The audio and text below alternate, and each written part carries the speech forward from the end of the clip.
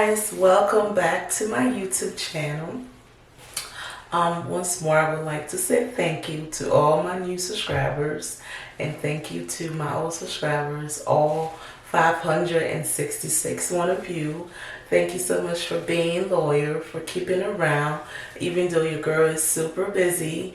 But I'm back with another video, and this time around is a little more exciting because I'm going to give you guys more details on the process of commercial building and also casting a commercial building.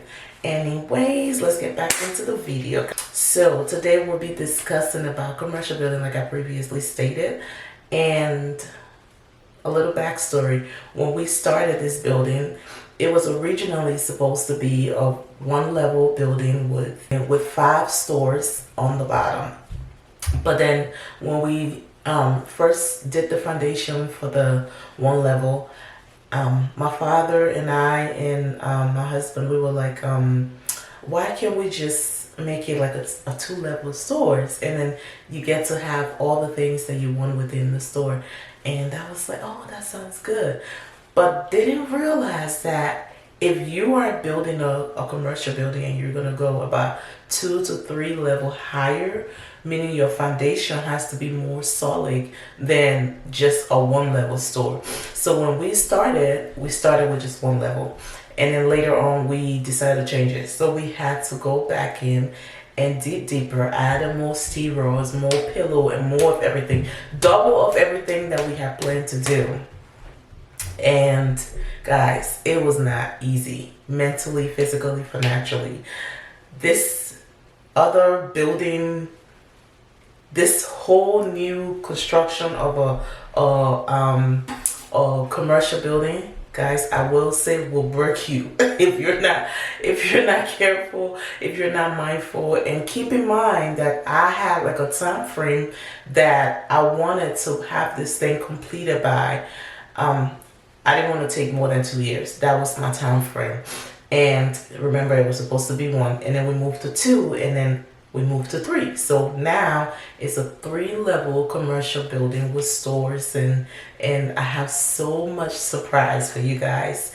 And I want you to keep in mind that doing this video and sharing my experience, my journey with you guys, is also to encourage you. So if you see something that I'm doing that inspire you and you want to do it, guys, feel free to please contact me. My email is always open to contacts from you guys, and whatever I can help you with, whatever advice I can give you, feel free to reach out. I'm here. Your girl is here to help. We have to build Liberia together, my people, and we're doing it one day at a time. But this video is going to be about the casting of the building. So before we did the casting, we carried the blocks up like I showed in the previous video. Cast all the pillows around and in the building and everything. And after we were done with that, we had to go and purchase the woodwork, guys. When I tell you, the most painful part of this whole casting and building stuff is the woodwork, because in my mindset, I feel like the whole woodwork process is a total waste in so many different ways. Once you purchase your wood, we have 2x2, 2x4, reef, we have wawa, we had steel rod. Let's stick to the woodwork first. Once you purchase your wood and you use those wood, I'm telling you, we were talking about like hundreds of wawas, like wawa, 100 pieces of wawa, and we come to 2x2, 2x4. Guys, once you're done with all of that wood, it is not useful anymore. And that was the part that really got me, you know, building the separate tent or building the guest house. It wasn't as much wood that I had to purchase as I did with this project. And you guys are actually going to see it and understand, like, oh, I kind of see where Lovette is coming from, what she's saying. Guys, it was like a total breakdown for me when it came to the wood. We just kept purchasing, even after we purchased hundreds of wood. When we got, because we went and purchased it wholesale directly from the seller who took it from the bush, so it could be a little bit cheaper. Now that's another tip. If you have a huge commercial building, I recommend that you don't go to your neighborhood wood shop, because the neighborhood wood shop is going to sell that wood to you super high value. In the neighborhood, one piece of wood was about 800. So think about the couple of $100 that you're going to be saving on one wawa, and you can purchase everything that you can. Who I purchased my wood from was John, guys. If you are in Painesville, you know who John is. He have one of the biggest wood shop in Painesville, and I'm telling you guys, John is amazing. He will work with you. And for me, he called me Monica, because every time me and him have a transaction, I will calculate everything down to the T. We will discuss it. I will ask him for a discount, however way I can give it to him. And mind you, I leave Broadville and go all the way to Painesville to buy wood from John. So to tell you how amazing he is. John, if you're watching, thank you so much for all that you've been doing in this whole process. I really appreciate you so much. Yeah, so the biggest tip in the woodwork is for you to purchase your wood from a bigger wholesale wood shop or wood distributor. You get to save more money on that, even though you may have to transport a little bit further. But regardless of what you do or where you purchase your wood from, nobody gonna haul 500 pieces of wawa on their head. You have to transport it. So it's just, there's no way around there. So the first tip is purchase your wood from a bigger wholesaler. That way you get to save a little bit more money, and your purchasing will be a little more smoother, because then you build that relationship that you can always go back to and purchase your wood anyways. So wholesaler purchasing, guys, mark that down. And then the second thing that we had to purchase was the steel raw. Oh my goodness. I was like, why we need so much iron? Guys, I will show you the video. We purchased hundreds of steel rod, and I mean various sizes. Big steel rod, the smallest steel rod, every single size of steel rod you can think about, we have purchased it. And to cast that building, guys, it was just like mind-blowing for me. And at some point within the project, I was like, I don't think this is actually what I anticipated. And I was like, maybe we can just stop to this one level and don't go any further, and try our best to just work with what we have. Because at that point, you're talking about 5 different stores at the bottom. And I was like, okay, 5 stores, that's enough stores for me to be able to bring this greatness into reality. So I was like, okay, I think we can stop here and not go any further. But then the ambition in me, the entrepreneurship in me, the daredevil in me was like, I literally would have this whole conversation and then counteract my conversation. So then I was like, no, I honestly think that the community needs something like this. So whatever the sacrifice may be, we have to go ahead and do it. So we purchased the wawa, we purchased the steel room, and the next purchase was the reef, because I refuse to use any more wood that will not be used for anymore. So we went and did reef, and mind you, reef in Liberia, in the swamp, it grows like wildfire. And I was like, I think the reef will be a better fit for this project, because once you're done with the reef, you can reuse the reef. The reef does not decay. The reef does not spoil. Or somebody can come and purchase the reef for you and use it for the project, depending on, what your project is going to be. So guys, I went with reef, and we paid somebody to go in the bushes and cut down the reef, guys. Hundreds of reef. Again, I'm gonna post it in this video. You're gonna see the whole process. This video is gonna be a little bit longer than my usual video, but I want you guys to be patient, because I need to give you the detailed information before you can actually see the process. So we did the reef, we did the wood, we did the reef, and then we did the wawa. The next step was the rack, the sand, guys. At first, when I got to the rack, I think we did about 3 truckload of rack. If you're building in Liberia, you know how expensive rack is. You can't pass that pricing. I don't care what you do, you cannot pass that pricing. You just have to pay that pricing. And after purchasing the rack, I was like, oh my goodness, I felt like a bigger storm was over my head. But again, this is only because we're purchasing all of these within big quantity because of how large the building is. You guys are going to see it. I can't emphasize on how large it is, guys. I want you to see it and tell me what you think personally under the comments, right? So we purchased the rack and then we purchased the sand. So purchasing the sand, we got a little bit of leeway because the sand transportation, you could negotiate with whoever delivering the transportation, delivering the sand on the transportation. So we negotiate because we needed more than one truck load of sand. So we had to negotiate with the guy, and obviously he helped us. So after the sand, then we came to the cement. See how I smile about the cement? The cement. Hundreds of bags of cement. At first I was like, oh, I think about 500 bags is gonna be good. No, it wasn't. It wasn't. I took what the engineer said and I did my own estimate, calculated everything. I was like, you know what? This is enough. And I'm not gonna spend this money. I'm not gonna spend that money. And come to find out that we actually needed more. So what we had to do with this cement is go to Cementco and purchase the cement underneath a distributor. So for instance, if you are a cement distributor and you're going to purchase your cement, I'm gonna need 500 to 600 bags of cement. So then I'm gonna go underneath you, give you my money, you purchase my cement, and then you give it back to me.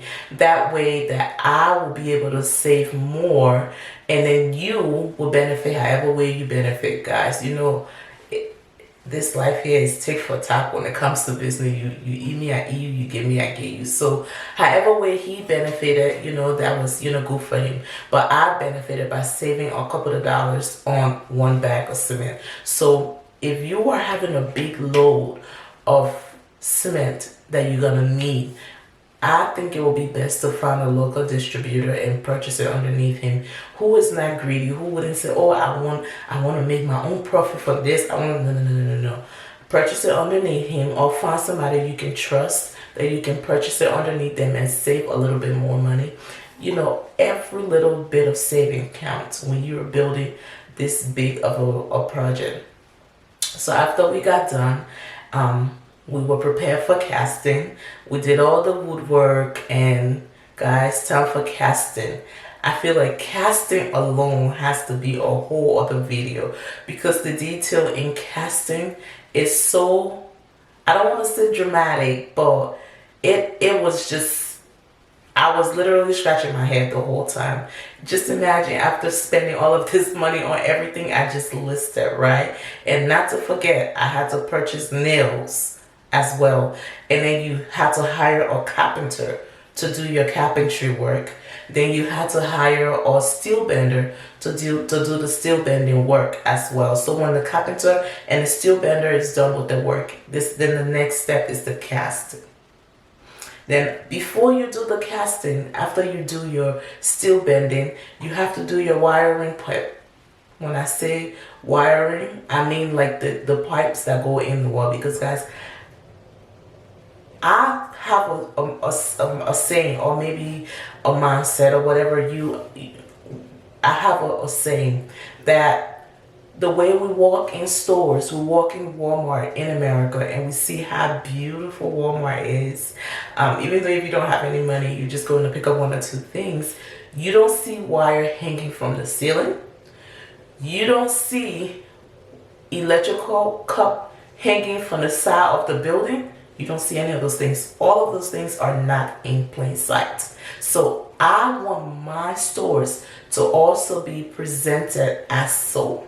So the entire wiring, electrical wiring, had to be done before the casting because I needed it to be in the wall, in the concrete, and not just one light bulb hanging here and the other light bulb hanging over there. No, I didn't want that. It had to be to perfection. Like I said, guys, to perfection, to the T. Let me put it that way in my Liberian Kulakwa. So they had to do the wiring. After the wiring, they had to do the plumbing for the bathroom. The plumbing wasn't so much of a headache. It's just literally a pipe being placed in the wall and underneath the ground. So that was done, and then after that was done, it was time for the casting. So the next video that I'm gonna do is going to be solely based on the casting, and you guys are gonna see exactly what I'm talking about. You know, all the little bits and pieces coming together to be this one big beautiful piece of art. You know, I am so happy, guys. I know you can kind of hear in my voice the excitement, the joy, living your dreams and seeing your dreams come true, seeing all your visions come to life. Guys, I love my country. I love Liberia so very much, and I just want one day to be able to say, you know, I did the best that I could with what I had, and what I didn't have, I also did the best that I could. I want my grandchildren to be able to see this and say, oh my goodness, grandma built this beautiful space that our family can carry on for generation. Again, generational wealth is the goal, has always been the goal, will always be the goal. And with that in mind, guys, thank you for watching the video. I want you guys to stay tuned and see all the long explanation I check up for explaining. I love you guys so much. I love you, love you, love you a million times. Thank you for subscribing, and thank you for sticking around. If you're new here, please make sure you subscribe. Hit that subscribe button. Hit that notification button, because again, I am going to be posting more and more. And now that, you know, the building is at a stage that I have to keep my mouth zipped until you guys can see it, but at a stage where everything is just magnificent and beautiful, I'm going to be sharing little clips and shorts with you guys to see the updates, just in case I'm not posting a long video like this for you to see it. Again, have a wonderful day, everybody. Make sure you like and subscribe, and stay tuned for the video. For all the hard work, your girl has been working hard, guys. I'm coming close up so you can see. I have honestly been working hard, but again, I am genuinely grateful to God for all that He has done, and for all the support system that I have. And if you are building, guys, I want you to listen to me. If you are building and you need motivation, guys, I'm here. If you need that email, that little push, reach out to me, you know, whenever you can, and I do the best I can. For all of you that have reached out to me, you know I do the best I can to respond to your emails, to your messages. But we have to keep supporting each other, and we have to keep motivating each other for this one beautiful Liberia, guys. Again, happy 26th to everybody. My 26th on y'all. I hope y'all know that. I hope everybody know that. So the people in Liberia, I hope y'all know my 26th on y'all. Nobody calling me for 26th this year, because I myself already have publicly announced that my 26th is on y'all. And to the people in America, my 26th is on y'all too. Again, have a wonderful day, and thank you for subscribing. Stay tuned and watch the video, guys, and I hope you love it.